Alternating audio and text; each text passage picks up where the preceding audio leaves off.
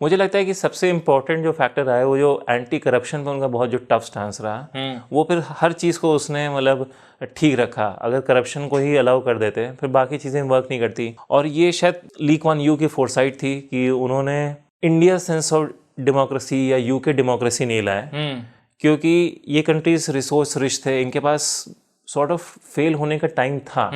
जैसे इंडिया शुरुआत में बहुत अच्छा नहीं वर्क कर रहा था, इतने राइट्स हुए थे और सब कुछ हुआ था, लेकिन जब इतने बड़े कंट्री होते हैं वो फेल नहीं होते हैं। एग्जैक्टली। और जब बहुत छोटा कंट्री होता है जिसके पास लिटरली कुछ नहीं है, मतलब it's not an exaggeration, literally उनके पास कुछ नहीं था, उनके पास स्किल्ड लेबर नहीं था, उनके पास रिसोर्स नहीं थे, उनके पास कोई कल्चर, कोई हेरिटेज कुछ भी नहीं थी।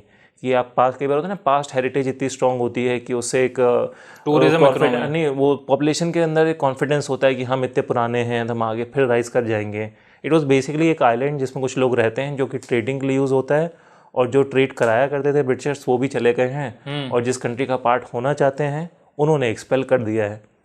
तो उन्होंने इतने टफ स्टैंस लिया कि उनको आई गेस डर रहा होगा कि अगर हम फेल हुए तो हम ख़त्म हो जाएंगे। एग्जैक्टली।